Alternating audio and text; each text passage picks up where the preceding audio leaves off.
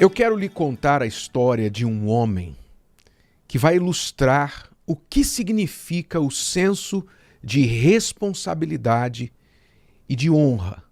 Preste muita atenção, pois é uma história real. Quando este homem morreu em 1974, eu tinha apenas 2 anos de idade. Eu estou falando de James Braddock, um americano boxeador que foi campeão dos pesos pesados em 1935 nos Estados Unidos. Por que fizeram até um filme da vida dele? Por quê? Você vai entender o porquê. James Braddock viveu durante a Grande Depressão, a chamada Grande Depressão, que foi a grande crise econômica que atingiu os Estados Unidos e o mundo na década de 30. Uma época em que James, que já havia se tornado um boxeador nos anos 20, ele, por causa de contusões, por causa da sua condição física, ele teve de deixar a sua carreira no boxe e trabalhar nos portos para sustentar a sua família. Mas com a Grande Depressão econômica, ele perdeu seu emprego. E como milhares e milhares de pessoas, precisou de ajuda do governo e entrou na fila do pão, não é? Na fila do pão. Eram literalmente filas enormes que se faziam à frente do escritório dos benefícios do governo, onde então as pessoas, os homens, os pais de família, ficavam ali por horas esperando a sua vez para levar para casa um cheque que eles poderiam usar para comprar o mínimo necessário para a sua família. E James Braddock, depois de um boxeador profissional e de sucesso, se viu na fila do pão.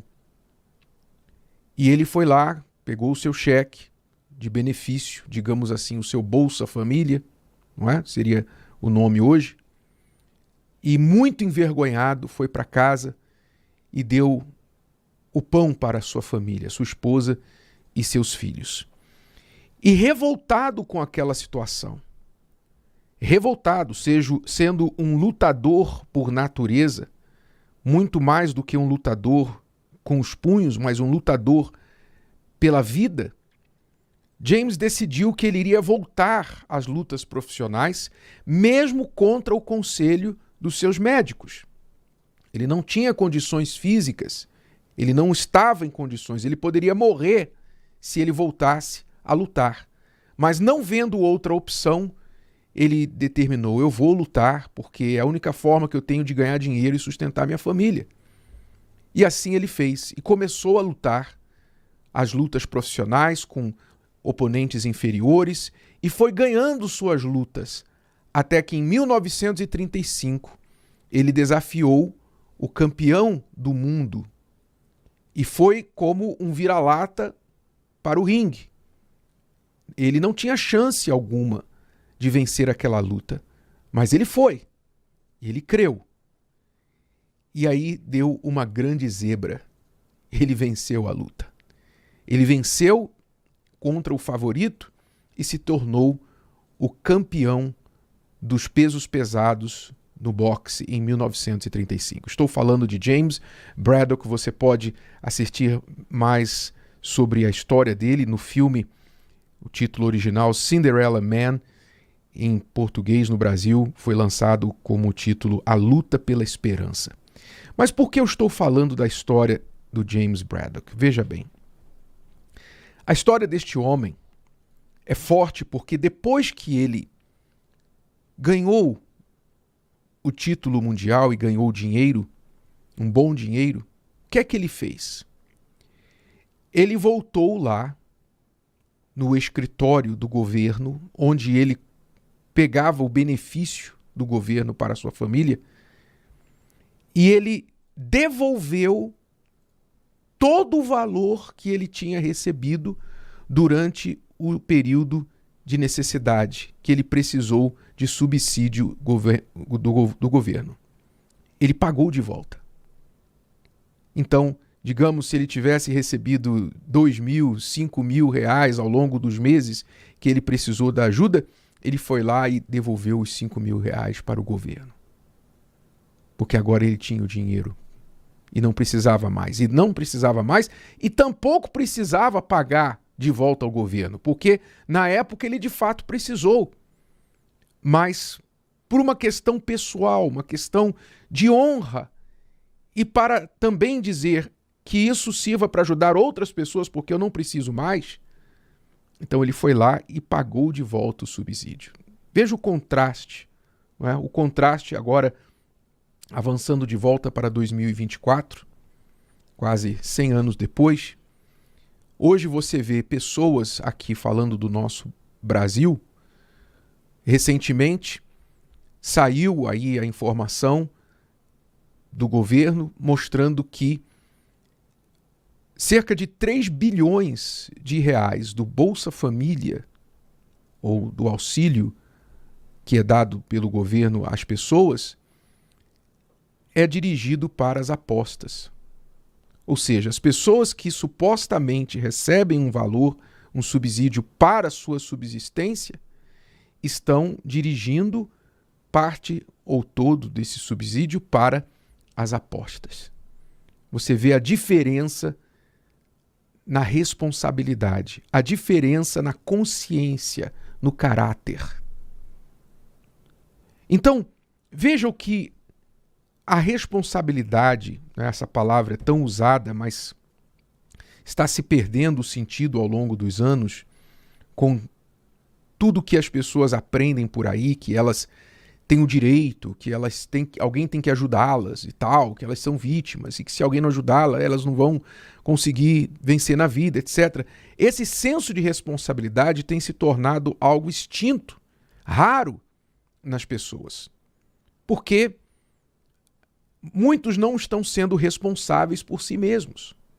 Quando a gente fala de responsabilidade, a gente está falando daquela consciência que diz o seguinte: eu respondo por mim e respondo por aquilo que me foi confiado. O que é ser responsável? É você responder por você e responder por aquilo que lhe foi confiado. Você responde. E pela consciência de responsabilidade, de honra, de caráter, já que você sabe que você vai ter que responder por você e responder por aquilo que lhe foi confiado, então você trabalha, você se empenha para que a sua resposta seja satisfatória.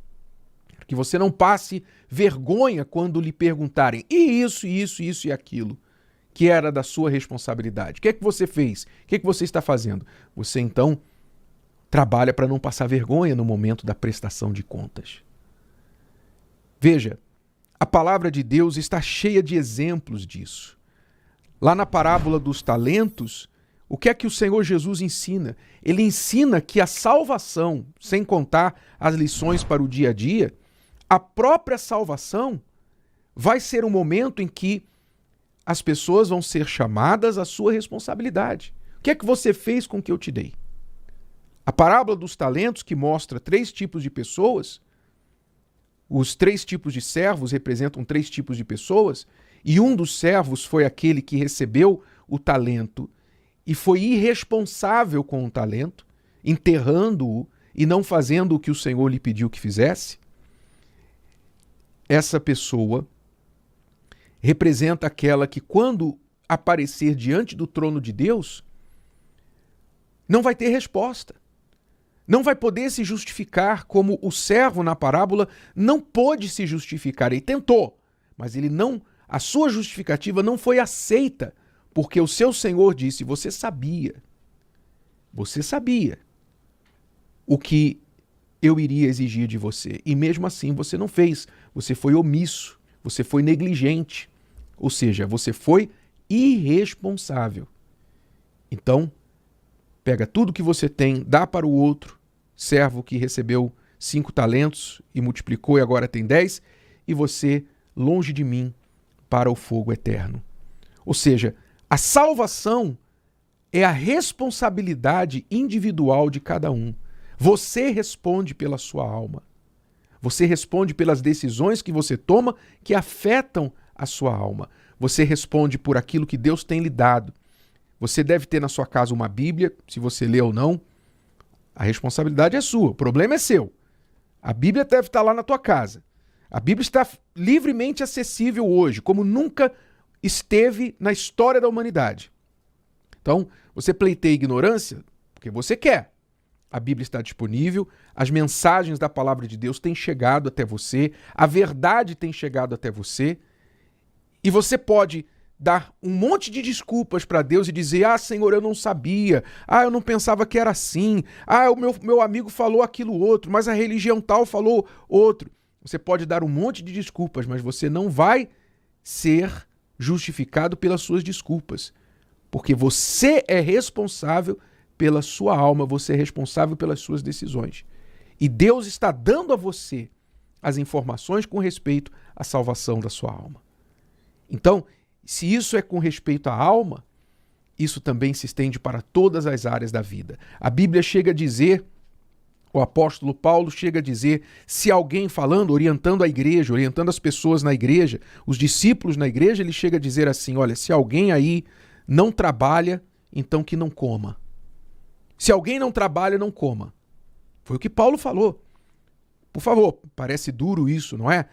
Não se preocupe. Paulo também ensinou a cuidar dos enfermos, cuidar dos mais fracos.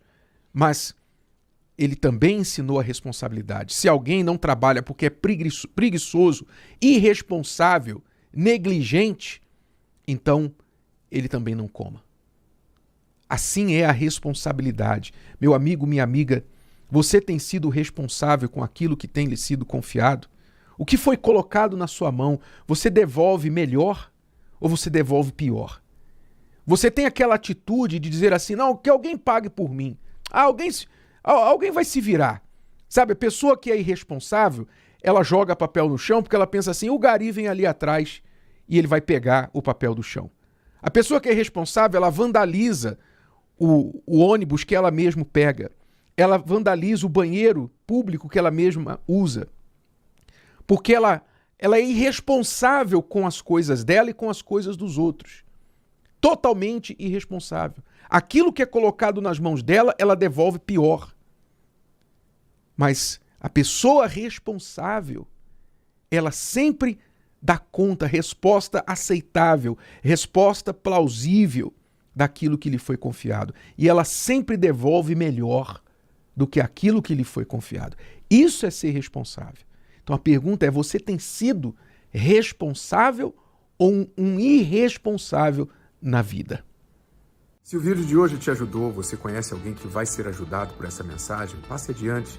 E se você ainda não inscreveu aqui no canal, inscreva-se agora. Até a próxima.